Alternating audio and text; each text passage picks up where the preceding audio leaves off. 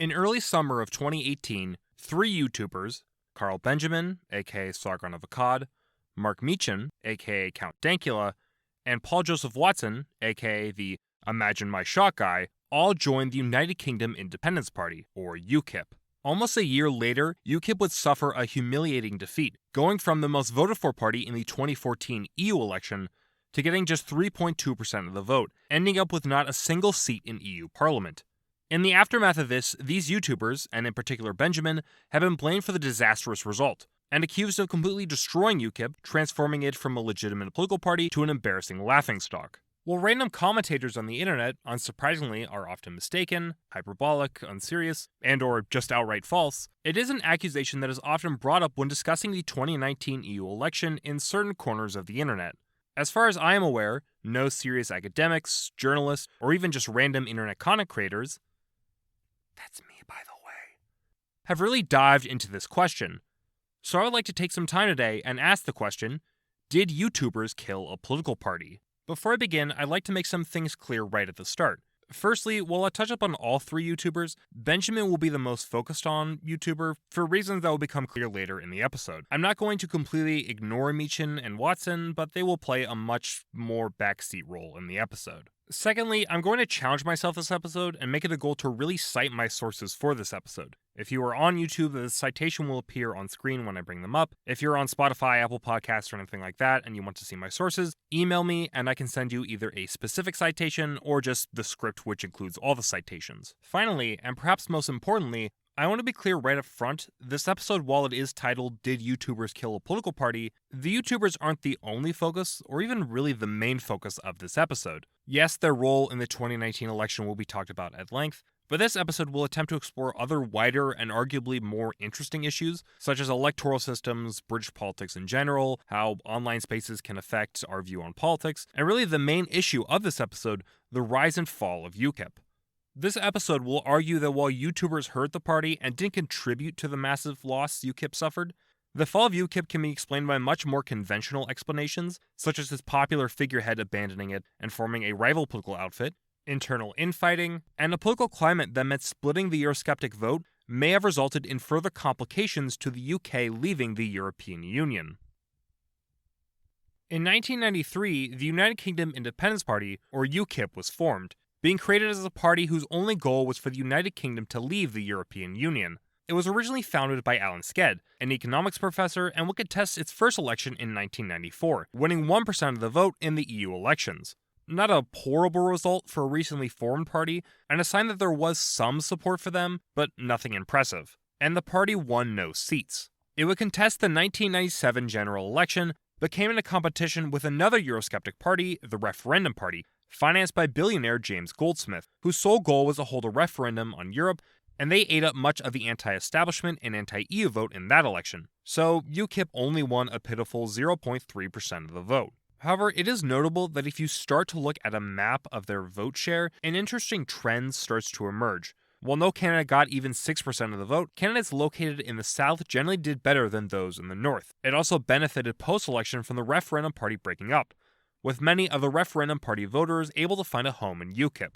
But the party would really start to benefit with the European Parliamentary Elections Act of 1999. The act turned UK elections for European Parliament from first past the post to regional proportional representation. It's best if we take some time to break down why this was so important and explain what these two electoral systems are. First past the post is an electoral model which is often referred to as a majoritarian model, where candidates, not necessarily parties, as voters technically only vote for their local politician in a constituency, need to get more votes than any other candidate in order to win a seat. So if candidate A gets 39% of the vote, candidate B gets 32% of the vote, and candidate C gets 29% of the vote, candidate A will win the seat, while the other candidates will get nothing. Political scientists will generally note that countries that use a first-past-the-post model often result in a two-party system, as voters tend to coagulate around two large parties that are likely to win rather than waste their vote on a smaller third-party candidate. It is a winner-take-all system where minor parties remain on the fringes, only able to really challenge the two major parties in certain constituencies. UK elections in the House of Commons, the main legislative body for the UK, uses first past the post, and it quite clearly has resulted in there being two major parties in UK politics, the Conservatives and Labour. These two parties dominate elections, and this included EU elections. In the 1994 EU elections, the two major parties won a combined total of almost 70% of the vote and over 90% of the seats. However, proportional representation doesn't operate in this winner-take-all approach. Going back to the example I used earlier, where candidate A gets 39% of the vote, candidate B gets 32% of the vote, and candidate C gets 29% of the vote, in a proportional system, candidate A, or more likely Party A, should get around 39% of the seats.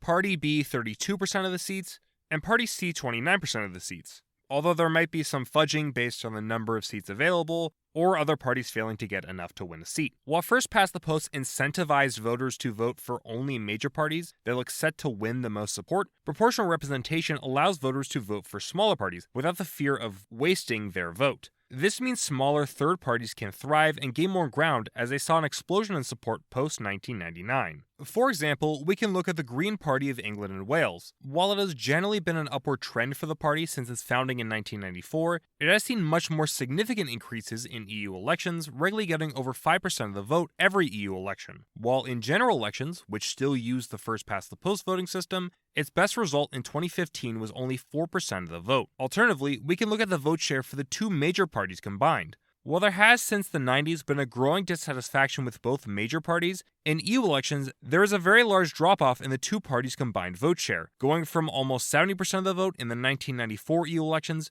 to 59% of the vote in the 1999 EU elections, and then since the 2004 EU elections, a majority of the electorate every EU election voting for third parties. The Conservative and Labour Party were no longer able to completely control the vote, and third parties began to emerge to eat away at their vote share. UKIP, similar to the Greens, would see a massive growth in its EU election vote share. They went from just 1% in 1994 to 6.5% in 1999, and 3 seats, its first elected representatives. They would continue to gain more votes and more seats in EU Parliament over the years, getting 15.6% in 2004 and then going to 16% in 2009, coming in second place. UKIP did also make some gains in general elections, but they also failed to contest all the constituencies in the country. For example, in the 2005 election, over 150 constituencies were not contested by UKIP candidates. This is a sign that organizationally, UKIP isn't as powerful as, say, the Conservatives or the Labour Party. UKIP also consistently failed to get over 4% of the vote before the 2015 election. While parts of this can be explained by the first-past-the-post electoral model disincentivizing voters to vote third party, as we will see, other problems would also start to plague UKIP that would significantly hamper their general election results. But big picture, we can see UKIP growing in popularity into the 2010s. Much of UKIP's success can be pointed at one man, Nigel Farage. Farage emerged as one of the 3 UKIP members of European Parliament, or MEPs, to be elected in 1999, and would become the glue that held the party together over the next several years. Farage was an extremely charismatic leader.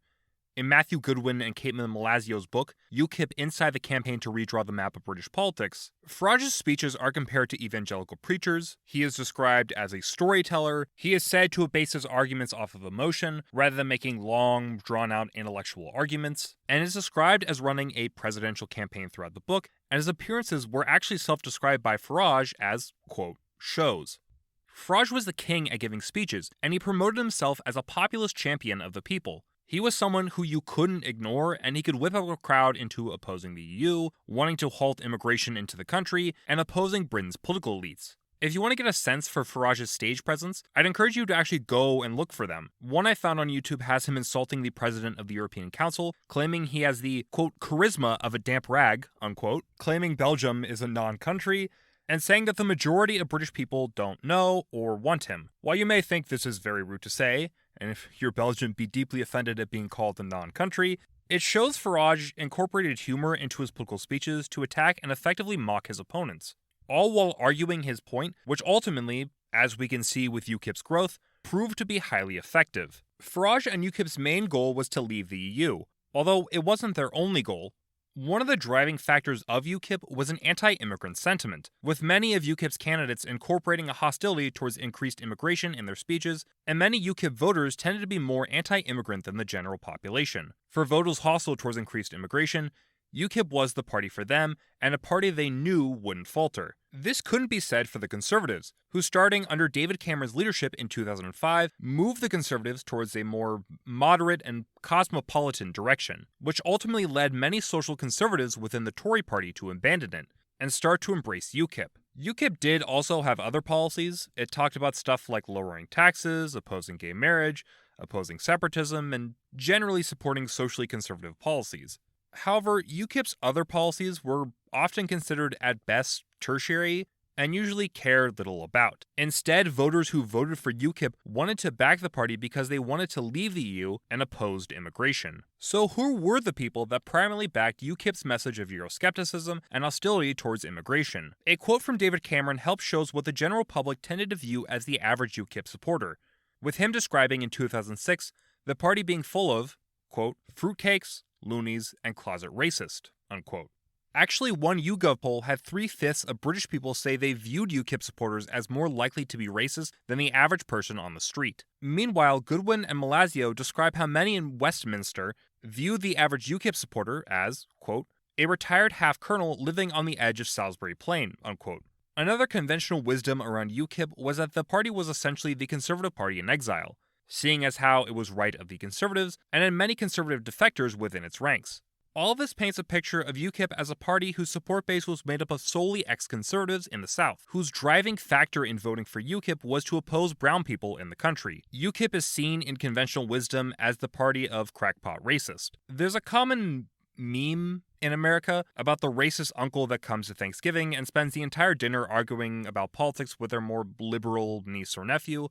And I suspect that's how many of UKIP's detractors viewed UKIP, a party of old racist men. However, this stereotype somewhat fails to capture the three main groups that propelled UKIP forward in the mid-2010s. Goodwin and Malasio describe these three groups as older conservatives upset with cosmopolitanism in the Tories, English nationalists raging over immigration, and working-class labor supporters angry over globalization. I've already somewhat explained the older conservative support base. These were conservatives angry with the more socially liberal direction the Conservative Party was taking and wanted a more firmly socially conservative and traditional party to turn to. English nationalists were also attracted to the party, similar to those older conservatives. As England's non-white population increased racial tension emerged, leading to a backlash against immigrants and a desire to limit or even completely stop migrants from entering the country. Since Farage and UKIP often discussed immigration, many nationalists turned to the party. While both of these groups could quite easily fit the stereotypical UKIP supporter I talked about earlier, the last group breaks this mold somewhat. The ex-Labour supporters of UKIP were people who felt left behind after Tony Blair's more moderate and middle-class New Labour project. These were people who listened to Farage's speeches where he drew a straight line between their worsening economic conditions and increased immigration and the European Union, which led them to believe that only UKIP would tackle globalism in Britain. The importance in understanding these various different groups that back UKIP was that UKIP's support was more than just old racist, and UKIP's appeal to these groups was deeper than just a hostility towards minorities, and emerged from various different historical, political, and economic trends in the UK that led these various groups to support UKIP. It also would result in parties like the Labour Party underestimating UKIP, believing that most UKIP supporters were ex-conservatives, so they didn't really have to worry about combating them, which ultimately led to them failing to really think about how to counter them until it was too late.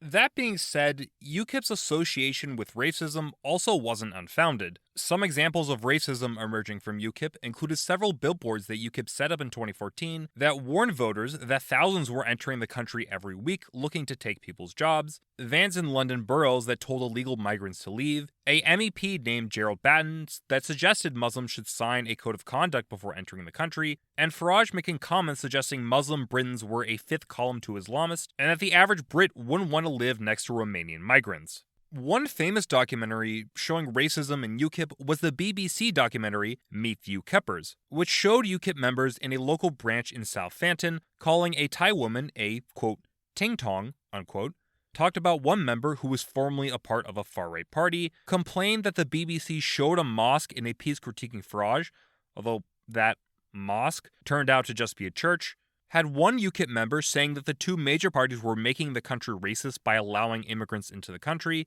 and had one UKIP member say that Jews had curved noses, and she had a, quote, and I really want to emphasize, these are her words, not mine, quote, a problem with Negroes, unquote. Even Goodwin and Malasio, when arguing that UKIP isn't a far-right or racist party, admits that there is, quote, no doubt, unquote, that there are racist members in the party, This is something that Professor Vernon Bogdanor also agrees with, saying that the party isn't a fundamentally or wholly racist party, but does have, quote, golf club racism with a condescending attitude towards women, unquote, present in the party. Admittedly, in UKIP's defense, Farage did try when presented with racist members of the party chastise them, and demanded that the party ban members from groups such as the British National Party, the English Defence League or EDL, and 6 other far-right groups from joining UKIP. But there was, and still is, a large chunk of the general public who view UKIP as a party of fruitcakes, loonies, and closet racists, due to racist statements or messages coming from the party. While racism was a big accusation that constantly plagued UKIP, infighting would also regularly appear as a bane to the party. In order to see this, let's start by going through UKIP's leaders one by one. First off, Alan Sked left the party in 1997, arguing that the party had been co-opted by Farage, racist, and the far right. Next, there would be Michael Holmes, who would leave after tension with Farage in 2000, and apparently arguing for greater powers to the EU, something that seems a little counterintuitive for UKIP. After that, there would be Geoffrey Titfeld, who would leave the party in good standing in 2002, but his successor, Roger Natman, would not be so lucky, frequently clashing with high-profile party member Robert Kilroy Silk, until eventually Kilroy founded his own rival political outfit, and Natman left in 2006. Farage would take charge for 3 years before standing aside in 2009 from Malcolm Pearson, a Lord in the House of Lords. Pearson would apparently receive some flack for suggesting that UKIP shouldn't target Eurosceptic conservatives, and quickly left the party after the 2010 election. Farage would then head the party until 2016. The main thing that should be noted in this timeline of UKIP's leaders is that particularly early on, UKIP was in muddy waters, frequently changing leaders, several leaders having leaderships that were defined by tension, and Farage's period of leadership is notably much longer than any other leader. Other accusations were also thrown at UKIP. One was that they were a party propped up by a couple of wealthy individuals. For example, Paul Skye gave £1 million to UKIP, which made up roughly half of UKIP's entire campaign budget in the 2014 EU election. Other wealthy donors would include Stuart Wheeler, Aaron Banks, and ex-leader Malcolm Pearson. All this could have contributed to the idea that UKIP was a party financed by the wealthy, and not really for the average Jane or Joe, as one article I found noted. This article also points to the fact, and I forgot to write this in the script, but there was a long-standing accusation that the media had a very hostile relationship towards UKIP. So UKIP supporters argue that the media constantly smeared them. I think the media would argue they're just doing their job. But ultimately, there are many articles out there that show UKIP in a very negative light.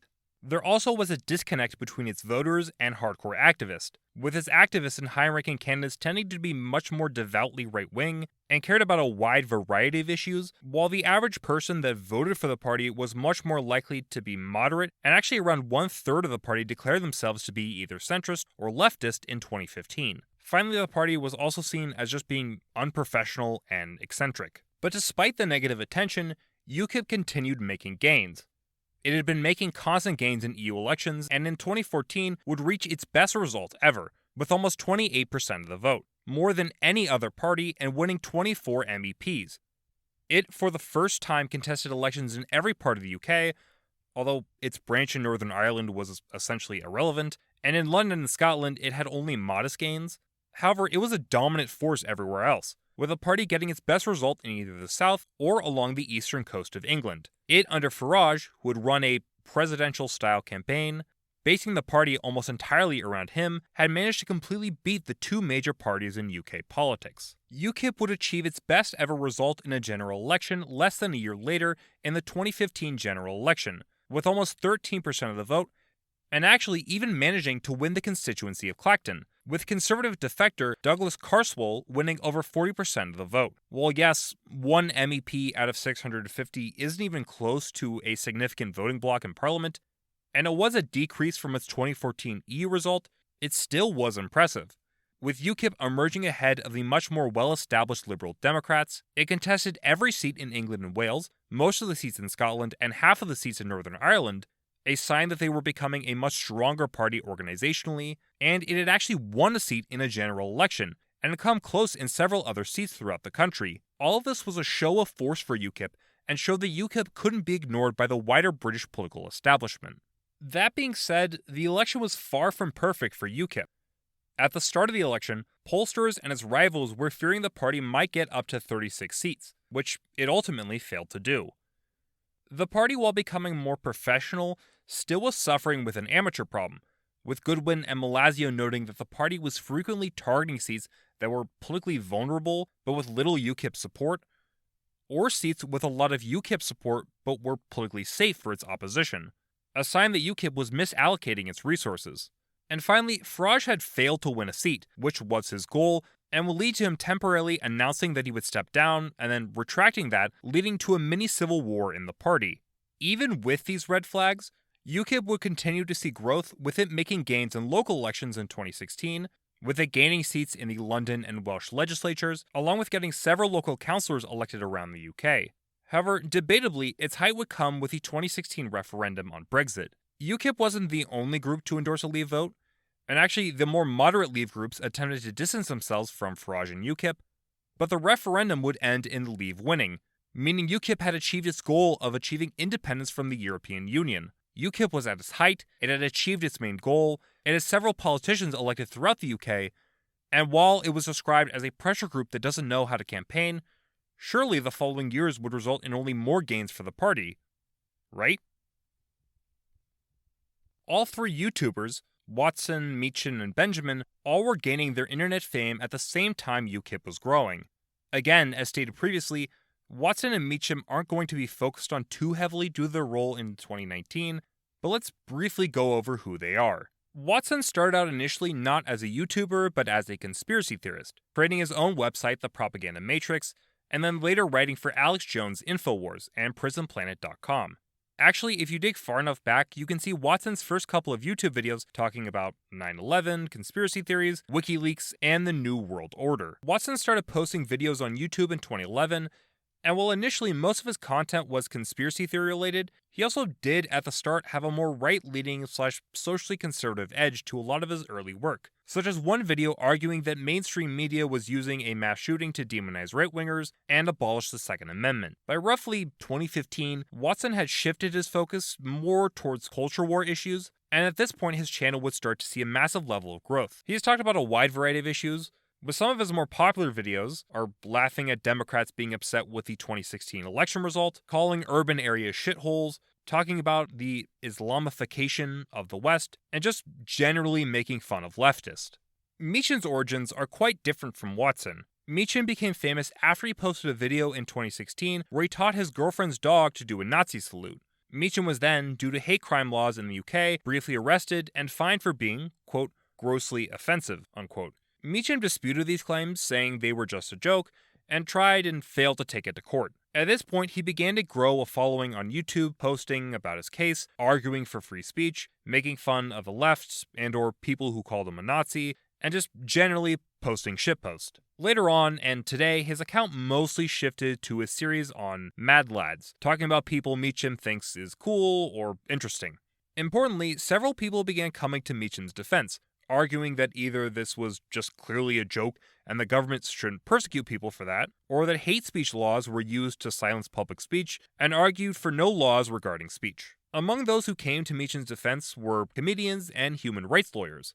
However, one of the things that frequently caused backlash against Meechan was the fact that several far-right figures also backed Meechan, including Tommy Robinson, the founder of the EDL, a far-right and Islamophobic organization, and one of the groups whose ex-members aren't allowed to join UKIP. Notably, David Corbyn, a UKIP MEP, also defended Meechan, saying that Meechan's fine was a, quote, embarrassment for our legal system, unquote. Finally, we have Carl Benjamin. Benjamin started posting videos on YouTube back in 2013, making videos talking about a wide range of issues, somewhat similar to Paul Joseph Watson, with many being about culture war type issues. However, Benjamin tended to focus more on videos critiquing feminist and social justice warriors. Some of his more popular work was on a series called This Week in Stupid, where he would talk about articles he found stupid and make fun of them. He also would grow as he began to cover an event known as Gamergate. While there's a lot of people who will talk your ear off about Gamergate and its importance to the internet culture, I think it's better to just explain Gamergate as a combination of gamers and anti-feminists protesting political correctness and ethics in gaming journalism, the gaming industry, and just culture in general. Importantly, the Gamergate movement was frequently seen as very crude and vile by the media, something which pro-Gamergate people often played into either trolling the media and or being deliberately provocative. Benjamin was no different in this respect, and spoiler alert, many of these comments would come back to haunt Benjamin during the campaign. However, perhaps his most infamous and widely reported comment would be him speculating, and I'm putting that in air quotes, about sexually assaulting Jess Phillips. For those who don't know who Jess Phillips is, she is a Labour MP and was very much an outspoken feminist. In late 2015, a Conservative MP suggested that there should be a debate in Parliament on International Men's Day in hopes of sparking a conversation on male suicide. Phillips laughed at this suggestion, saying that, quote, "Every day to me is International Men's Day," unquote. This led to a lot of backlash online against Phillips, as people saw her as laughing at male suicide, and Phillips said that she received a lot of rape threats. Benjamin, in response, tweeted out, and this is if you listen to when I was talking about the UKIP supporter who said that she had a problem with black people, and you were like, wow, that's really out of pocket. This is going to be this is the most out of pocket. This is just, what a tweet. So I want you to mentally prepare yourself for it. Okay. Quote, "I wouldn't even rape you, at Jess Phillips, #anti-rape threats, #feminism is cancer," unquote.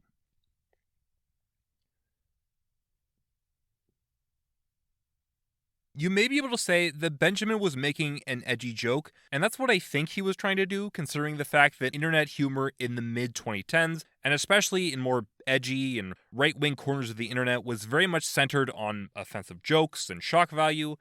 But simply because it was a joke, or was, and putting this in air quotes, satire, doesn't mean that everyone is going to be okay with a joke, especially one about you sexually assaulting someone. The joke is, quite frankly, not funny. I know, really controversial statement. And it ultimately will just land Benjamin in hot water. So as 2018 is approaching, Watson, Meechin, and Benjamin all are growing an audience on YouTube. They all typically talk about and discuss issues related to online politics, particularly those related to the culture war.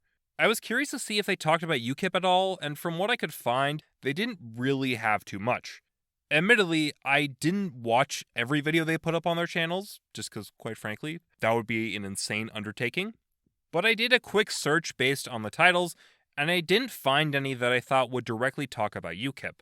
I did find, though, Benjamin talking about the 2015 general election results, where he says that he thinks the media is biased against UKIP, and actually praises UKIP for expelling one of the figures from the Meet the UKIPers documentary, saying that expelling a racist was the, quote, right thing, unquote. However, besides that, it seems they care little about UKIP, or at least they aren't openly supporting and endorsing the party. So with our YouTubers introduced, it's time to see how UKIP was doing after achieving their primary objective. Farage resigned as leader of UKIP shortly after the Brexit referendum result.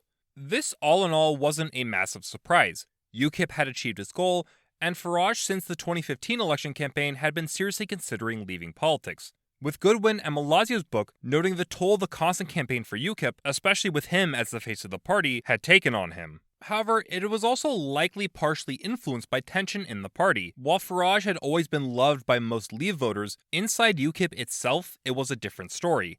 As stated previously, UKIP's founder, Sked, had left due to Farage's influence, and after the 2015 election, more tension was beginning to emerge. UKIP's sole MP, Carswell, had talked about making the party, quote, internationally inclusive, unquote, something that directly clashed with Farage's more strident nationalist rhetoric and his fifth column comments. Carswell, also being a former Tory politician, found UKIP's amateurish attitude to be very annoying to deal with, wanting a more professional party. Others in UKIP were also beginning to more openly confront Farage, with MEP Patrick O'Flynn saying Farage was turning UKIP into a, quote, personality cult, unquote, around Farage, while Susanna Evans said that Farage's advisors were hijacking the party. Farage's opponents had failed to overthrow Farage after the 2015 election, but it was clear a split was happening in UKIP over Farage's leadership style, with some wanting the party to move away from being centered on a single man and avoiding a presidential-style campaign. Carswell would ultimately leave the party in March of 2017.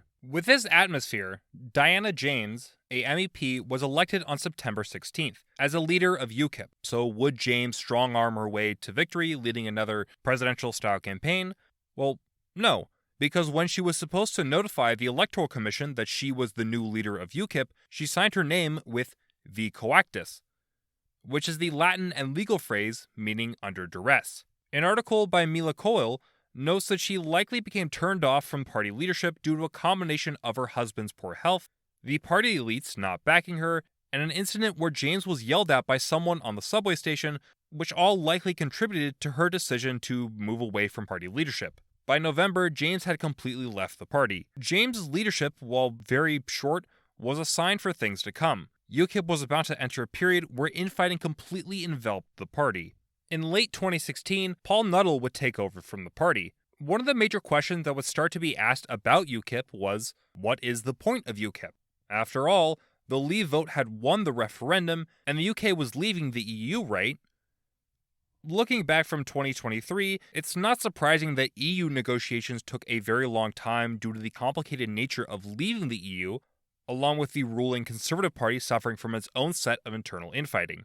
However, in 2017, this may have not been so obvious, and it seems at least a decent chunk of UKIP's voters abandoned the party, feeling like Brexit was a guaranteed outcome, even if it wasn't coming soon enough. We can see this loss of support in two major elections. In May, local elections were held, which resulted in UKIP losing all 145 of its seats it was defending. UKIP would again suffer another defeat just a month later, when a snap election was called, which resulted in UKIP winning only 1.8% of the vote and fielding candidates in just a little over half of all constituencies, a sign that organizationally, the party didn't have as many activists anymore. An Ipsos poll that showed that around 60% of the people that voted UKIP in 2015 jumped ship to vote for the Tories, and overall, over 80% of the party's vote went to some other party. Well, yes, it isn't a massive surprise that the party wouldn't do as well, seeing as their popular leader was no longer leading them, and the tight race between the Conservatives who were leading Brexit and the more populist Labour Party under Corbyn meant that UKIP probably wasn't expected to do very well. The fact that UKIP only won over 10% of the vote in just 2 of the seats they were contesting,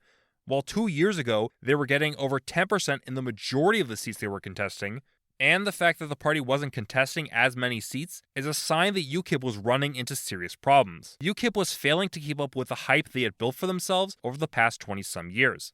Nuttall quickly resigned after the election. Debatedly, the worst leader UKIP had after Farage was Henry Bolton. Bolton originally came to power in September of 2017, hoping to purge UKIP of far-right elements and return to its status when Farage was in charge. However, in February of 2018, Bolton's love affair came under scrutiny, as he left his third wife for model Joan Marnie. Several days later, it was revealed that Marnie had called black people ugly and accused Meghan Markle of tainting the royal family and paving the way for a black king. This resulted in a lot of negative coverage of the party. On February 17, 2018, Bolton was removed as leader, and less than 5 days later he left the party. Bolton had really just completely failed in his goal of growing the party. Bolton's leadership really shows the direction UKIP was heading. It was becoming less of a party that stood for Brexit, and more of a dumpster fire, with 3 leaders in less than 20 months. A devastating result in local and the general election, and suffering from more and more infighting. In this environment comes Jared Batten. Batten had been one of the original founders of UKIP, and had served as an MEP from London since 2004. He had been one of the most vocal Islamophobes in UKIP, being the UKIP member I mentioned earlier who called for Muslims to sign a code of conduct before entering the country, and calling Islam a death cult. Batten began to rebrand the party from one whose focus was on immigration and the EU, but often tried to tone down and fight accusations of racism, to one that focused its anti-immigrant sentiment on just Muslim immigrants, and even just Muslims in general. UKIP began calling for less immigrants from specifically Muslim countries and Muslim-only prisons. All of this led many news outlets and academics to label UKIP as taking a far-right turn. It was in this environment of UKIP's lurch right that the 3 YouTubers who we had mentioned earlier joined the party.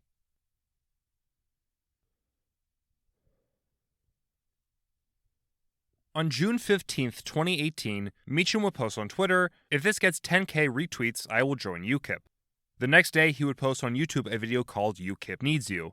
In the short 45-second clip, he would say he joined the party to fight for freedom of speech and told his viewers to join if they want to, quote, make the UK great again, unquote. Fighting for freedom of speech seems to be the main driving factor behind Meacham's loyalty towards UKIP.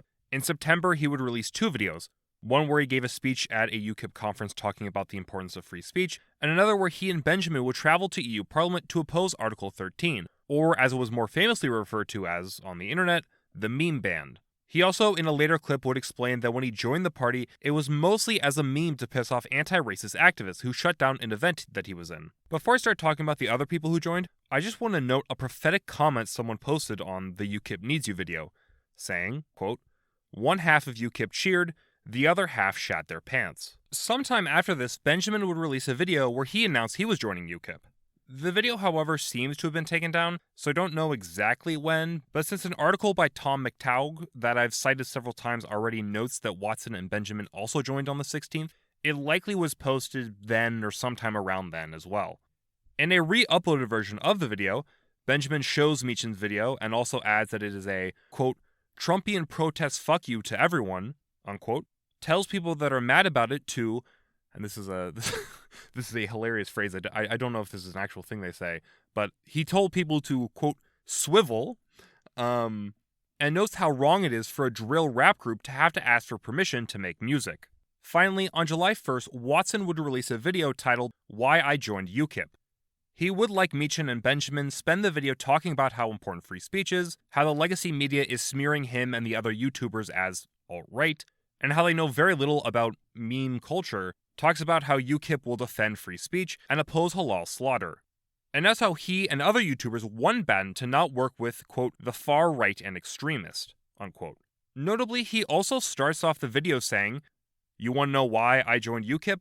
and then laughing at the headlines of several different articles that reported him and other YouTubers joining UKIP. I think this points somewhat to an interesting connection between all of them. Yes, all of them did make mention of freedom of speech, but also all of them are seemingly somewhat joining UKIP as a meme, or a way to trigger the libs. They are treating the negative attention they might get as a joke. I think this shows that coming into joining UKIP, they didn't necessarily care if the press made negative articles about them and UKIP, because after all, it's all just a joke. And if the press comments on them joining, then they effectively baited those cringe soy boy journalists. But also, in the context of UKIP suffering from a loss in 2017, defections from the party, which I'll talk about in just a bit, and a revolving door of leaders who suffered controversy after controversy, more bad press for the party, I believe, only could have served to demoralize the party even more and hurt them. Also, the fact that these newcomers are treating the party as a joke could mean that more experienced members who had toiled for years building up the party may have held some resentment towards them. While this is all just speculation, one Guardian article notes that this, quote, will alarm, unquote, some UKIP members. However, the big thing concerning these UKIP members was another figure. Batten, starting in mid-2018, began publicly endorsing and defending Tommy Robinson, the EDL founder we talked about earlier. Then, in November of that year, Batten brought Robinson on as an advisor, saying that Robinson was respected and they hoped they would increase their numbers at a series of demonstrations the party was holding. In a later interview in April of 2019, Batten would also say that part of the reason for the support of Robinson was the hope that UKIP could grow more in the north, where Robinson's supporters tended to be located, and move away from being seen as the Conservative Party in exile. In other words, he wanted to double down on the English nationalist support base, while at the cost of putting the ex-Tories and ex-Labour members to the side. Immediately, members in the party began voicing their concern, including Farage himself. While Batten tried to note that Robinson wasn't actually a member, just an advisor, Farage and others began fearing that associating with Robinson would serve as a distraction from leaving the EU and would confirm the accusations that the media had thrown at UKIP that it was a racist party. By the end of the year, Farage and several MEPs had all left the party. UKIP had lost most of its MEPs by the start of 2019. 6 MEPs had left before Batten was elected as leader of the party, 1 defecting to the Conservatives, 1 being expelled after a corruption scandal, Dana James leaving, which I talked about earlier, 1 leaving after a fight with another MEP, 1 stepping down from office due to old age, and another leaving due to Bolton's leadership. However, the number of MEPs leaving exploded after Batten took over, with 2 leaving before Robinson was even an advisor. After Robinson, Farage, along with other figures who we have talked about, like Nuttall, O'Flynn, and Coburn, all left the party. By the time the EU elections came around in May, only 3 of the 24 MEPs UKIP had elected were still with the party. Farage and many of those who left would find their home in a new group, the Brexit Party. The Brexit Party was formed shortly after Farage had left UKIP and was quickly joined by Farage's supporters and many ex-MEPs. The party notably didn't try to present itself as a firmly right-wing force, hoping to attract supporters from across the political spectrum, similar to how 2015 UKIP was supported by many ex-Labour voters, who voted for the party because of a desire to leave the EU. This was the goal of the Brexit Party, to just leave the EU, and it made little effort to formulate any other policy. UKIP lambasted the Brexit Party on 3 things: being hypocrites, having no real agenda, and a Farage wanting to run a dictatorship. First off, probably the best criticism UKIP threw at the Brexit Party was the hypocrisy charge, because as mentioned earlier, Farage had in the past made several racist remarks. Brexit also had one of its top members resign in March of 2019 due to Islamophobic comments she made, but unlike in UKIP, Farage didn't try to defend her. Next, there were accusations of Brexit having no real policy. This was true, but this also portrays UKIP having a fundamental misunderstanding for why people voted for them. As talked about previously, people backed UKIP because they liked that it promised to leave the EU. They didn't care what UKIP's position on taxes or zoning laws or energy policy were. UKIP voters wanted to leave the EU, and everything else was secondary. Also, Farage had been in politics for almost 2 decades now, so most people pretty much knew what Farage was going to be arguing for and how he was going to be arguing it. And finally, UKIP accused Farage of trying to avoid the democratic workings of UKIP and just create a party for himself. This also was probably to a certain extent true. Farage had witnessed firsthand the inexperience, the amateurish, the misallocation of funds, and the infighting of UKIP time and time again. I suspect Farage probably thought that a party that was firmly under his control could avoid these pitfalls. Also, this is another misunderstanding of what Leave voters cared about. They didn't care about the internal politics of UKIP. They cared about leaving, and they loved Farage. So what if this new party is less democratic? It promised to leave the EU, and that was good enough for them. UKIP's attempts to taint Brexit's image had for the most part failed to actually prevent this new rival from growing. That being said, UKIP wasn't entirely dying. As Batten and other members of the party would often note in the campaign, UKIP had actually seen an increase in party membership. An article in The Guardian by Paul Walker and Josh Halliday that used data from UKIP showed that UKIP reached its height in party membership by June of 2015, with 46,000 members. But by February of 2018, they had fallen to 18,000 members. However, by December of that year, they had managed to gain back almost 10,000 members. And Batten, in an interview in May of 2019, would claim the party had 30,000 members, smaller than its height in 2015, but still a decently large increase. According to Walker and Halliday, most of these new recruits were typically younger and came from new personalities, such as Robinson and his new YouTubers. Looking at older videos pre-election, you can actually find a lot of support for Batten, Benjamin, and UKIP in general, with comments talking about how honest and stand-up they are, and how the media, journalists, or Benjamin's favorite phrase in 2019 it seems, dirty smear merchants, were owned or shamed. Benjamin would also talk about how after the election, getting UKIP's YouTube channel to over 1 million views per month. It ultimately seems like UKIP under Batten was recovering from its previous state of being lost in the wilderness.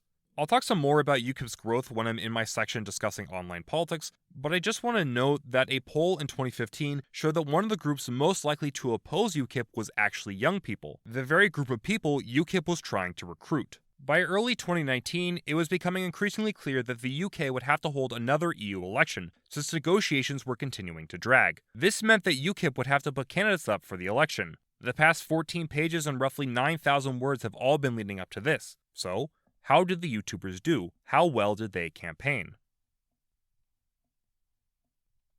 The campaign would start at a press conference on April 18, 2019, a little over a month before the EU elections. This press conference would see UKIP bring both Benjamin, who would be running for UKIP's list in southwest England, being the second candidate on the list, and Meechan, who would be running for UKIP's list in Scotland, being the fifth candidate on the list. The press conference, put bluntly, was rough. Benjamin, in an interview with Sky News before the conference, when confronted with offensive things he said that people could go just watch his YouTube channel for the context. Telling people to just go to his YouTube channel for context is pretty silly because, quite frankly, very few want to take the time of looking up someone's YouTube channel, digging through hours of videos because obviously the video with the context is not going to be the first result, and then watching a 30-minute video to get the full context of everything that was said. You can say that people should do that and that they should research every single thing they hear in the news, but it doesn't change the fact that most people probably won't, because quite frankly, that is an exhausting task. If you can't explain the context of whatever remarks you made, then, not surprisingly, people aren't going to be very sympathetic towards you. After the press conference, journalists asked Benjamin and Meacham about the rape jokes they had made. UKIP's branch in Swindon actually wanting to remove Benjamin from the party list, why should Leave voters vote for UKIP and not Brexit, and accused the party of being unappealing to moderate Leave voters, who might see its association with more controversial figures as off-putting. Batten tried to beat back negative assertions about the party, talking about how the Brexit Party has no policy and is a one-man dictatorship, saying the political establishment is full of liars and crooks, said that the polls were wrong, saying that the offensive comments Meacham and Benjamin made were jokes or they were said in the past and everyone has things they said in the past and regret, and complaining that journalists were just asking him the same question over and over again. Now, I can confess, I don't like Batten. And as talked about earlier, UKIP's attempts to combat the Brexit Party were largely ineffective, but he did what he could to argue against negative assertions, and him speaking clearly shows that he has experience in dealing with the media, being assertive and challenging them, but not intentionally looking for a negative reaction from the media, and can present a counter-argument to the idea that UKIP was dying. He certainly didn't have the charisma of Farage, but maybe he could have prevented a train wreck. However, notably Benjamin, when confronted about his tweet saying he wouldn't rape Phillips, said, quote, "If a woman is being a giant dick and laughing at male suicide, I'm going to be a giant dick back to her. Any questions?" unquote. So effectively, he decided to double down on his comments. This gave the media a great headline to run with. The BBC, Politics Home, iNews, Sky News, ITV News, Indy 100, and The Mirror all released articles or news reports on it. In a GBC News interview, the interviewer asked Benjamin point blank, "How do you expect women to vote for you?" Which is a fantastic point because, quite frankly, I don't think you're going to win a lot of women voters if you're tweeting about sexually assaulting female politicians. Again, you can say there was a wider context with the joke and the media is ganging up on him, but the media's job is not only to talk about the news, but to also sell a story to its readers. UKIP was seen by a large segment of the British public as a racist and offensive party. So if the media finds a candidate saying racist or offensive things, then they can very easily sell that story because that just confirms what people already believe. Benjamin is not helping himself by doubling down on his jokes, and it just makes him an easy target. While Benjamin is trying to emulate populist figures like Trump or Farage who never apologize for political correctness, Trump actually did sometimes apologize. Like, for example, his grab them by the pussy statement. Or Farage calling UKIP billboards telling migrants to leave, we talked about earlier, nasty. Now, you can say that Trump and Farage are just saying this to save face, and they don't really believe it. Or you can even say, well, most people who dislike them already dislike them, so there's no point in apologizing. However, apologizing as a public figure is not only about asking for forgiveness for whatever sin you have committed, but also, and I'll admit this is just my own cynical opinion, so take it with a grain of salt, it also is making sure you have normalized people supporting you. People can sometimes forget that people don't just fall into a us versus them camp. Not everyone is going to 100% agree with you on everything, and not everyone is going to irrationally hate you just because they dislike you. There are people like that, but there also are people on the sidelines who don't really care, or people who dislike you but don't completely hate you. There also are people who like you but aren't entirely on board with everything you say. These people, who I'm going to describe as half us campers, are people who will support you, but they also probably can and do interact with those who aren't in their camp, and can understand their feelings or concerns, and aren't willing to defend everything you do. When a public figure or organization messes up, they have to apologize or at least explain themselves, so those half us campers can rationalize supporting them. If a public figure / organization fails to do this, then it becomes harder for half us campers to rationalize their decision to support that group, to either themselves or people around them. This means they are less likely to vocally support this figure / organization, less likely to help campaign or financially back them, and more likely to defect or align themselves with another political figure or organization that is easier to defend. I think people do want to see a person/organization apologize and change for the better if they mess up, but I also think they want to see an apology so they can justify to themselves and others why they support a person or organization. This is what one of the journalists at the press conference was getting at when talking about how UKIP was unappealing to moderate Leave voters. It was becoming more difficult to defend UKIP for these moderate voters, because the party itself was making it harder to rationalize supporting them, especially when you have the Swindon branch of the party calling for Benjamin to leave, the 3 remaining female MEPs leaving the party due to Benjamin's comments, and a more palatable option in the Brexit party. Again, a lot of this past paragraph has been me speculating, so maybe I'm just completely wrong, but I think Benjamin's inability to apologize or really just take the time to explain himself really hurt the party. Now, you may have noticed I didn't mention Watson at the press conference. This is because, from what I can tell, Watson's story with the party really ended soon after it was announced he joined the party. He released one episode on why he joined UKIP, and it seems like he wasn't involved in the party after that. Admittedly, I haven't watched every single one of his videos, but I watched a couple after June 2018, and none of them seemed to mention UKIP at all. Notably, on May 20th, 2019, just a couple of days before the election, he did release a video on the EU elections, but he didn't really talk about UKIP in the video at all, focusing much more on the Brexit party, although he did mention how people who were mad at Benjamin for his Phillips tweets were hypocrites. It's possible he may have done some stuff behind the scenes, but ultimately his story with UKIP ended before 2019. However, Meechan was a candidate for UKIP, but he had no chance of winning. Meechan, as said previously, was on the 5th spot on UKIP's Scotland list, which means in order for Meechan to get elected, UKIP would have to win an overwhelming majority of the vote, and Scotland was not friendly territory for UKIP. The majority of Scots voted in the 2016 referendum to stay in the EU, and UKIP's best result in Scotland, the 2014 EU election, had only 10% of the country vote for UKIP, with only Northern Ireland doing worse. I emailed several people who ran as MEPs in 2019, including Donald Mackay, the person on the number 1 spot in UKIP's list in Scotland. He told me that lists generally denote how important that person is in the party hierarchy, with those at the top of the list having a better track record than those at the bottom, a sign that Meechan wasn't really supposed to be front and center in the campaign. He didn't post anything on his YouTube channel related to UKIP after November of 2018, and Mackay told me he was, quote, not aware he made any contribution to the campaign, unquote. There would be an article by the BBC that talked about racism in Meechan's Discord server posted on May 1st, but besides that, I didn't find too many articles talking about Meechan's role in the campaign. So Meechan is still involved in the party. He isn't really being noticed or put forward by the party. Benjamin, however, was on the 2nd spot in the Southwest, so his position was much more important. Was it possible UKIP could get 2 members elected from the Southwest? Looking back at 2014, UKIP did pretty well in the Southwest, getting over 30% of the vote there. However, polls constantly showed UKIP getting less than 5% of the vote in multiple polls, and sometimes polling as low as 2%. So its vote share in the region would almost certainly decrease massively. I mentioned earlier Ben saying that he was hoping for more support in the North, which might indicate that UKIP's leadership was hoping to potentially focus resources in the North, but as mentioned in the 2015 election, UKIP did have a problem with misallocating resources, so who knows. Benjamin, in an interview, questioned if the polls were real and said he'd been getting a, quote, very good response, unquote, when talking with people in the Southwest, suggesting he maybe thought he had a chance, although he also released a video after the election saying it wasn't a surprise UKIP didn't do as well.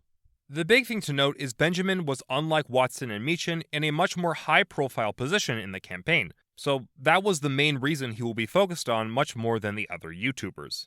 He also is more focused on because he actually uploaded a lot of videos on the campaign trail. You'll note if you start watching the videos that Benjamin wasn't really making speeches. He was more debating or just talking to random people on the street, and it would be about a wide range of issues such as dark humor, murders in South Africa, immigration, and the EU. Actually, the last topic seems to be somewhat untrue, because Benjamin also admitted in his post-election video that little of what he talked about campaigning was around Brexit. This was a major problem, because this campaign was all about Brexit to everyone else. Because even Baden at the initial press conference said that this election was de facto a rerun of the Brexit referendum. There was a feeling in Britain that whoever won these elections would decide if the UK stayed in the EU or not.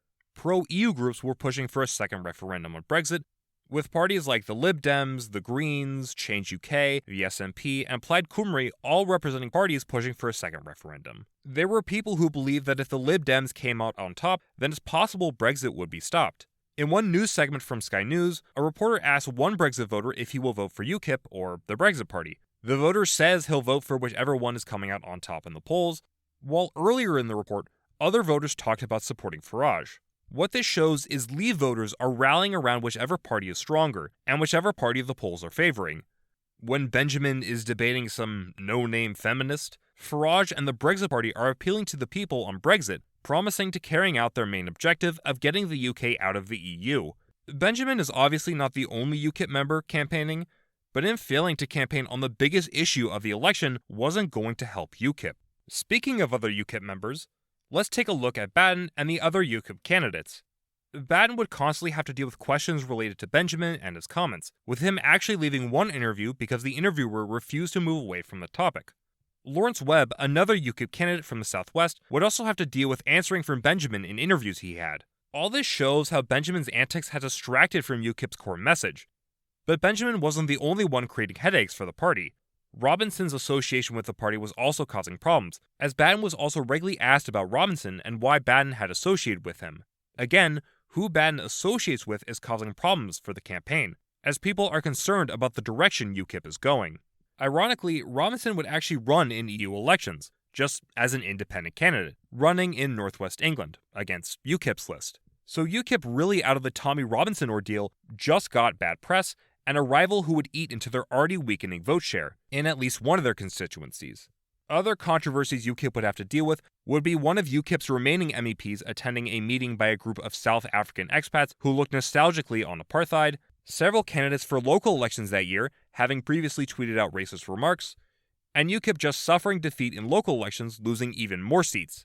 Notably, in one interview, the deputy leader, Mike Hokim, when asked about the party's immigration policy, said he didn't believe in it, and that he wasn't going to be deputy leader for long because an election was coming up, somewhat implying that even that those who stayed in UKIP weren't fully convinced by Batten. You might be able to say that these antics and controversies had little impact on the public, and most of the general public probably didn't even notice this.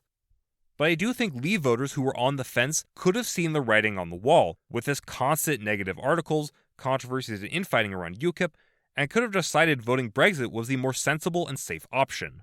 Before we transition to me theorizing about online politics, I want to mention two YouTube videos made about Benjamin. In May of 2019, these videos would be released by Mr. Medicare, someone who was also involved in Gamergate and generally was known for mocking either SJW types, but also just other content creators on the internet, and Porcelain, who makes documentary videos on people, typically mocking them. The videos they made on Benjamin are largely mocking him, calling him a pseudo-intellectual, a cloud chaser, an idiot, a hypocrite, and laughing at how Benjamin suggested that Trump could tweet about Gamergate, implying that he was still obsessed with the 2014 era of the internet. Now, admittedly, Porcelain actually started his documentary saying he isn't making this to hurt Benjamin's chances of getting into EU Parliament. But quite frankly, you don't leave a documentary with a very good opinion of Benjamin or his campaign. So do I think these videos contributed to UKIP's failure and convinced all the voters to not vote UKIP? No. I imagine very few ordinary people who were unsure of who to vote for went to YouTube, found one of these videos, and then watched the whole thing and came to the conclusion that they wouldn't vote for Benjamin at all. Although I do like the idea of, some old 70-year-old pensioner being like, I saw Carl Benjamin on the ballot, I wonder what he's all about. And then they just watch a 2-hour documentary about his internet shenanigans. Something about that image is very, very funny to me. Most people watching probably already knew who Benjamin was, and judging by the comments on the videos, already didn't like him. But what I do think is important is that it shows that UKIP didn't have a stranglehold on the young right-wing internet user base like UKIP thought he would, because Benjamin was also beefing with several other internet creators, including those on the right. I doubt Benjamin lost a lot of votes due to either of these videos, but it shows that UKIP's social media plan came with unintended consequences. One thing Benjamin brought up a couple of times throughout the campaign was the idea that he was actually bigger than the media, bragging about how he was getting millions of views while the media was dying. Even in Benjamin's comment sections, most of them were filled with people saying how Benjamin was right, everyone was laughing at the media, and how they were going to vote for him. Online people were hyping Benjamin and UKIP up, and they have millions of followers after all. So clearly UKIP was going to crush it, right? I think it's important to remember that you can't trust online numbers at face value. Let's say, for example, I decide to run for the governor of the greatest state north of Oregon, Washington. I have roughly 1,000 followers across all of my social media platforms, so I should expect to get, at least 1,000 votes coming to me, right? No. First off, of course, not every single one of my followers are in Washington.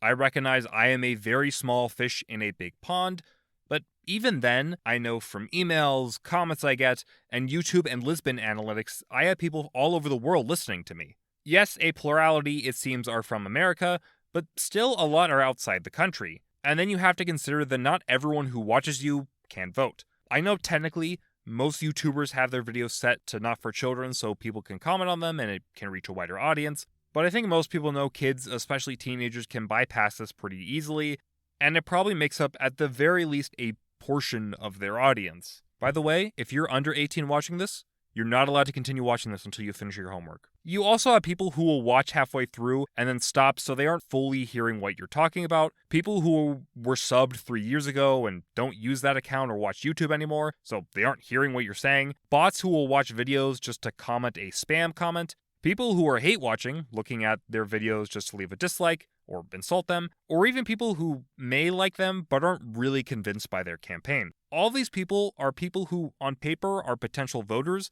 but actually are just inflating their reach. I actually think it's interesting how English-speaking YouTubers who want to go into politics may in some ways be disadvantaged. Since English is sort of the de facto lingua franca of the internet, many people from non-English-speaking countries watch English-speaking content creators. It might mean an Australian YouTuber running for office might have to worry about the fact that many of their subscribers might not even be on the same continent as them. There are also, of course, multiple English-speaking countries, so that further divides up their potential vote base.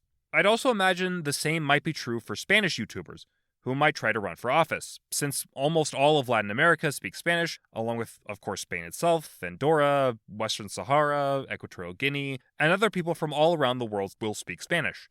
So their audience may be found all over the place and not localized in one area to support them. The same may be said for French, Portuguese, Arabic, Russian, or maybe even Chinese-speaking YouTubers, since their languages are also spread out across multiple countries. Meanwhile, Japanese, Slovak, or maybe even Navajo-speaking YouTubers may have a greater advantage in going into politics, since their languages are more centralized in just one country or area. Also, the role geography plays could be very important. For the EU elections in the UK, maybe not so much. Since UKIP was contesting every seat, the candidates were being run in regional seats that contained a decent chunk of the country, and people vote in proportional representation systems based much more on the parties rather than the people. But if it was a general election, it might have a bigger impact, since now it's only people in your constituency who can mobilize for you. In that case, YouTubers who talk about wider national or maybe cultural issues may not get as much support as expected, since they likely have listeners from all over the country. However, those that deal mostly with local events, issues, or topics may find it easier to get elected, since their supporters are more concentrated in their constituency. So if you are a YouTuber and you want to get elected for the glamorous job of your city's municipal council, it's better for you to talk about local issues rather than talking about what the president did last week. This last minute or so isn't super relevant to the wider subject, I'll admit, but it was an interesting thing I've been thinking about. But do online spaces even reflect on the ground reality? Again, this section is mostly going to be my own personal thoughts on online politics, so take it with a pinch of salt, but I don't think they really do. I find a lot of major online political creators spend a lot of their time just discussing and dealing with random pop culture issues, reacting to other people's political takes, or even just talking about random internet drama. They may incorporate their own analysis when talking about whatever the issue of the week is, but it's still mostly just random things that most people don't care about. Destroying Ben Shapiro's latest video, going line by line and deconstructing every point of a news article that sometimes has zero traction, talking about how X pop culture topic is actually promoting Y, or laughing at random nerds on the internet is not something most people care about. Most people are invested in how their local community is doing, how they are going to pay for their rent or their mortgage next month, or if they feel safe.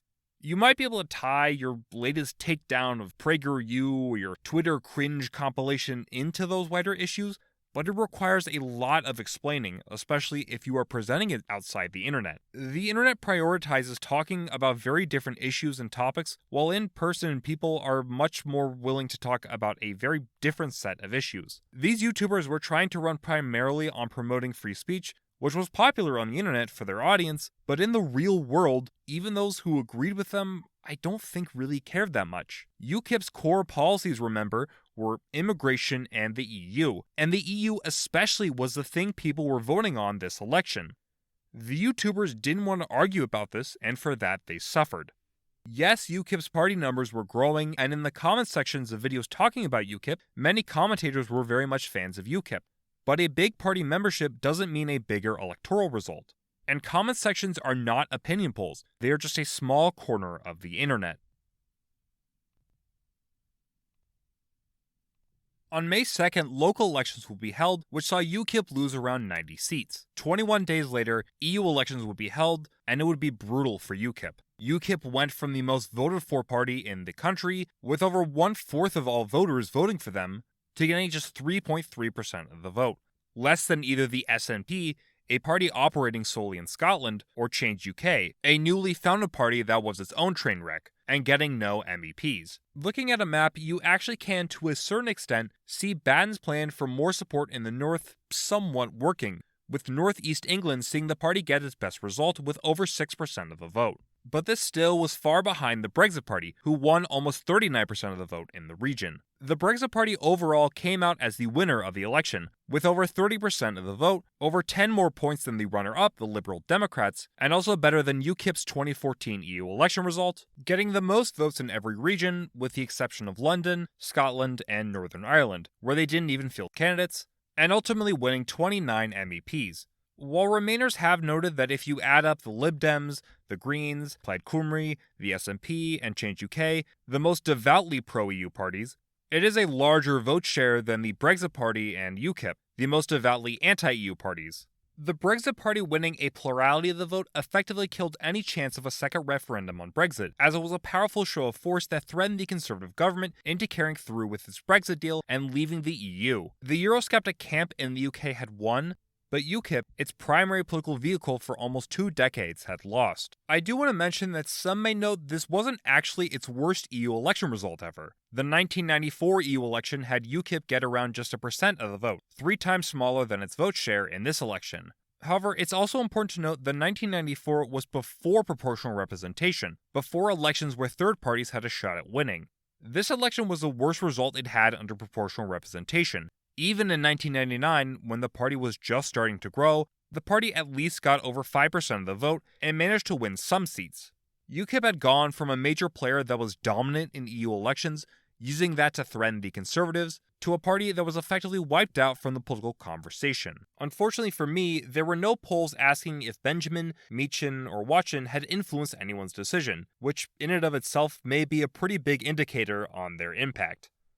However, we can find the loss percentage and see what that tells us.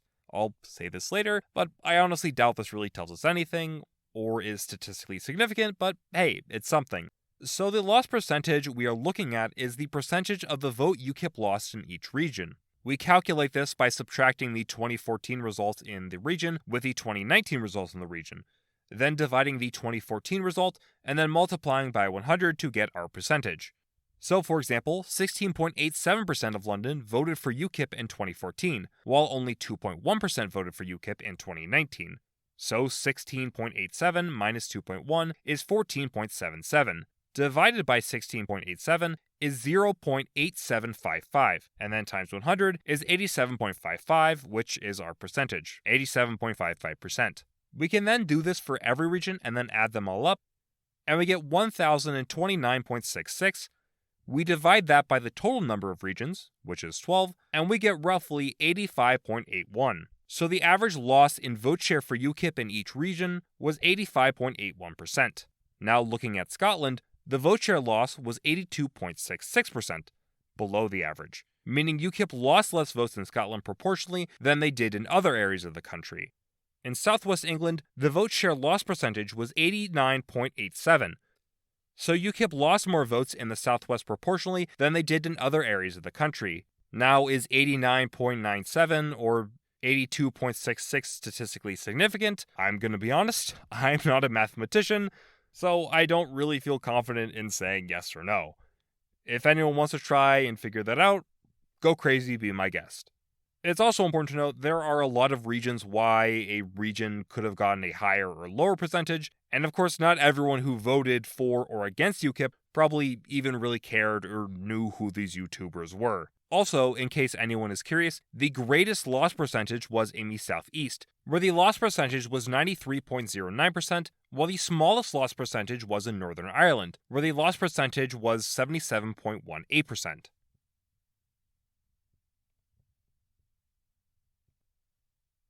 Batten would stand down as UKIP's leader in early June, having previously said it would be impossible for him to continue if he didn't secure his seat. He had hoped to win back leadership in a leadership election in July, but the party's leadership decided to ban him from running, arguing that his tactic had resulted in the disastrous defeat in the EU elections. His successor, Richard Brain, protested this, arguing he should be allowed to attend the party's conference in September, resulting in a lot of back and forth between Brain and other members of the party, until Brain was kicked out of the party after being accused of stealing party data in October. This left the party leaderless in the upcoming 2019 general election. This election in some ways really was the death knell for the party, more so than the EU elections. In a pre-election interview with Sky News, the temporary leader, Patricia Mountain, attempted to present UKIP's message, but honestly, it was probably one of the roughest interviews of a politician I have ever seen. Mountain failed to name a single key seat the party was targeting, failed to name the number of immigrants or asylum seekers entering the country when asked about UKIP's immigration policy, asked the presenter what Britain should do about new immigrants, which the presenter responds with, quote, "I'm not running for office," unquote. Says they might have an Indian candidate when asked if they have any black candidates running, and accidentally referred to UKIP as a racist party. Then, in the actual election itself, UKIP only managed to put up a couple dozen candidates. Mountain said the party would have 44 candidates, but going through the constituencies, I only saw 39 candidates. No candidate getting even 3% of the vote, and overall, the party winning less than 1% of the overall vote. What all this really shows is that UKIP was effectively gone from the national discussion. The party was a mess, it was reduced to infighting, and it failed to put up candidates in the vast majority of constituencies. This election was easily the worst result it has ever achieved on the national level. So how did the YouTubers react to all this?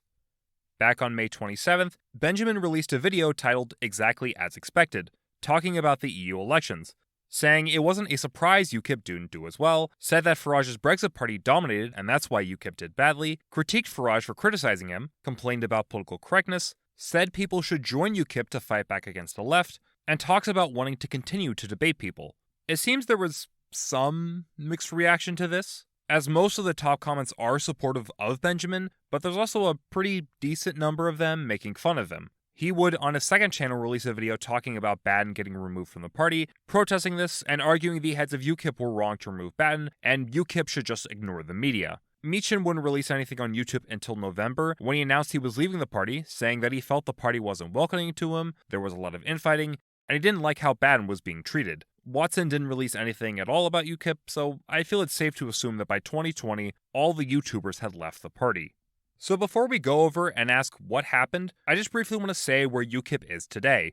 UKIP still exists as a political party, advocating for more protections on freedom of speech, dissolving the regional parliaments, halting increased immigration, and breaking even further with the EU, and is still contesting elections. It contested the Welsh, London, and Scottish elections in 2021, but failed to win a seat in any of these races. The latest by-election it contested was the City of Chester by-election in December of 2022, where it won 0.6% of the vote. UKIP is not entirely dead, but the party is certainly not as powerful as it was 10 years ago. The YouTubers I talked about all still exist, and all continue to be active on social media. Notably, Meechin would contest the 2021 Scottish election under the Scottish Libertarian Party, getting 0.7% of the vote, 0.2 points better than the UKIP candidate.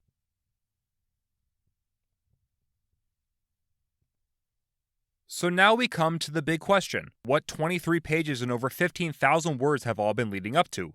Did these YouTubers kill UKIP? I'd argue, no. First off, let's be honest. Benjamin was the candidate that people focused on the most, so really, we can absolve Watson and Meechin for anything. I think their impact was very much marginal and they had very little impact. McKay himself said he didn't think the YouTubers had a big impact, and that the party's association with Tommy Robinson was much more distracting. Karine Toril-Sell, in an article in the Journal of Contemporary European Studies, said that Robinson had jeopardized its, quote, reputational shield, unquote. And she's absolutely right. A lot of bad press was directed at the party because of its association, and this was the break that ultimately led to Farage and other members to leave the party. So was Tommy Robinson the thing that killed the party? Honestly, I think the problems with UKIP went deeper than just that. After the party's main objective was complete, and Farage left the party's leadership, it really was the start of the end. The party was seen by many as a protest party, and its appeal was as a protest against the political establishment. After the Conservatives were forced to push for Brexit, it lost this appeal, and because it fell into squabbling between internal factions, it began to be pushed more and more out of the limelight. Farage maybe could have pulled the party together to victory, but he had left to form his own political outfit that he could more effectively control and wouldn't have to be held accountable to anyone. Now, I do want to be clear, I don't think the YouTubers had no impact. I just think that their impact is overstated by those that dislike Benjamin. As much as they like trolling the media and laughing at it, the media still plays an important role in shaping political perspective. This new wave of controversial YouTubers joining a UKIP that was losing more and more support was a sign to many that UKIP wasn't a serious protest against the status quo, and they turned to other alternatives. Benjamin's controversial statements were, at best, tough to defend or just impossible to defend in the real world. Where telling people you were just trolling when you were tweeting that you wouldn't rape someone isn't an answer most people will understand or sympathize with. People didn't just leave UKIP because of Benjamin, but enough cited his comments for me to believe that his comments probably played a part in a decent number of people leaving. I think Benjamin's comments mostly drove the party's political elites out of the party, and these political elites took with them many of UKIP's important organizational infrastructure. So ultimately, why does this all matter? I think there are several important lessons to be learned from this whole affair. Firstly, it is a cautionary tale for multiple people. It is a cautionary tale about attempting to go into a field you don't fully understand. It is one thing to run a political YouTube channel where being controversial or chasing trends is how to grow, and it is another to run a campaign where having a strong organizational base, being able to read the room, and being able to appeal to the masses or even just your own base is how you win, especially in major elections. It also is a cautionary tale of UKIP and Britain as a whole failing to understand why people backed UKIP. UKIP came to power because older working class Brits liked the populist message of the party. They were upset with the EU, which represented a variety of different things to various different groups. And it had a paradoxically broad yet narrow support base. It was supported by people across the political spectrum, but also was very firmly the party of older, mostly working class men. Conservative and Labour failed to understand this in 2015, and UKIP failed to understand this after 2016. It tried to get a new support base and ended up losing its appeal to its voter base, damaging the party's image and leading to dissatisfaction within the party. It also is a cautionary tale about the importance in maintaining an image. I've heard a saying that roughly goes, if you aren't controversial, you probably aren't worth listening to, which means that being controversial is good for helping you stand out and shows that you have a backbone. But there is a line between holding principles and being willing to rock the boat, and just willingly giving ammo to your enemies. By confirming the people's fears about UKIP that it was the party for racists and crazies, Batten and the new people he brought in effectively destroyed the party, being their own worst enemy. But I also think the topic is important because I think we are going to start seeing more and more social media influencers attempting to transition from social media into politics. A YouTuber and Washington Post columnist, JJ McCullough, posted a video called "Why Can't YouTubers Win Elections?" that goes over a variety of YouTubers who tried and failed to win elections, and even talked about Meechan running in 2019 and in 2021. I also know a YouTuber tried to run for Congress in my home state of Washington in 2022, and Mr. Beast actually made mention that he was thinking about running for president at some point. I think this all points to the fact that YouTubers are more and more trying their hand at running for office. And as I talked about in the online politics section of this episode, I think they will struggle. Online, your influence can be greatly exaggerated. I think YouTubers or social media influencers also just aren't a respected group of people. So telling people in your campaign that you are a YouTuber will not earn people the respect that being a lawyer, a business owner, or hell, even a community activist will earn.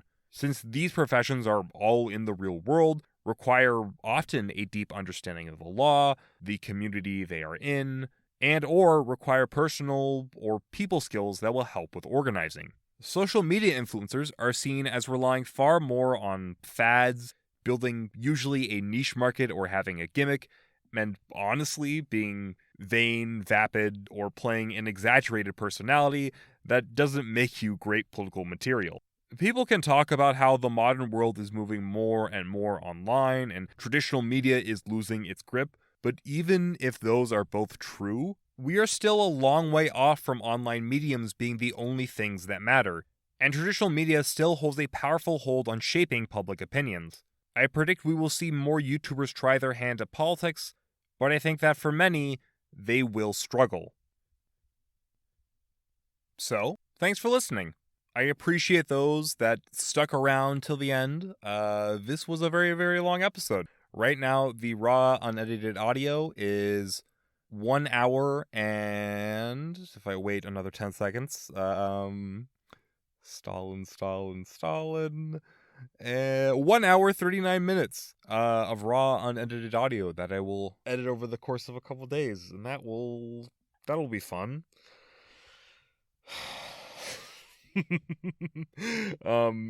I will be very, very happy. I will be happy once it's released. I just hope the final project will be good. But yeah, this was very, very long. I had to cut out a lot of stuff. So I cut out a lot of the defections. Like when I was talking about defections, when Robinson became the advisor, there was a whole bunch of other people that defected, including some wealthy billionaires, and it's really important strategists from the 2015 election. I cut out a lot of stuff from the 2015 election. If you want to learn, if there is one thing you research after this, I would really, really encourage you to look at Goodwin and Malazio's book. It's really fascinating. If you are interested in the 2015 general election, if you're interested in UKIP, if you're interested in British politics in general, if you're interested in political campaigning, it's really, really fascinating. Yeah, it's just a really, really interesting book. A lot of it is crafted from interviews from people who were a part of the campaign, so it gets you get a very intimate perspective. And yeah, you can find it for free online. So yeah, if there's anything you're gonna read, I'd recommend you read that one. But this will be the last time I talk about British politics for a while, which is okay with me. I am okay not talking. I'm okay not thinking about British politics for a while. I am all British politics out. I am all electioned out. I will be happy to return to the regularly scheduled programming. So after this, I'm going to do the history of Chile. That will not take a month like this one took. And then after that, I will do Ukrainian political parties. That one should be relatively quick. And then I will do the history of China. So that will be another big one. Although I'll talk about this in the next episode a little bit, but I think I'm gonna do something a little bit special for that one that will make my life a little bit easier. But yeah, thanks for listening. Thanks for watching. Thanks if you are listening till the end. Thanks for sticking around. Again, if you're on Spotify, Apple Podcasts, anything like that, and you are curious and you want to see my sources, you don't believe me, and you think I'm a hack, I can send you the sources to prove I am not a hack, and how dare you accuse me of that. But yeah, if you want to email me, you can email me at whydocountriesexist@gmail.com for your thoughts, comments, suggestions, or hate mail. Take care.